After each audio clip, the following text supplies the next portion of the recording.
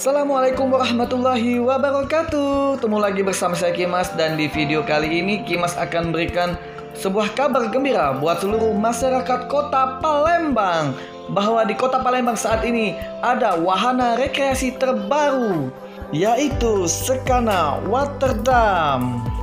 Jadi buat adik-adik yang sedang libur sekolah karena pandemi COVID-19 ini, yang mau cari tempat hiburan atau tempat rekreasi air yang murah bahkan gratis, silakan saja datang langsung ke Sekana Waterdam. Lokasi juga sangat strategis, berada di Jalan Merdeka di samping kantor Wali Kota Palembang. Dan di sini banyak banget wahana permainannya, mulai dari ayunan ombak hingga terjun bebas. Dan ada juga wahana eceng gondok, serta ada terowongan jerambak karang. Dan yang paling penting sahabat, Sekana Waterdam ini menggunakan air yang alami dan bersih banget karena dikuras 3 kali sehari. Jadi tunggu apa lagi sahabat?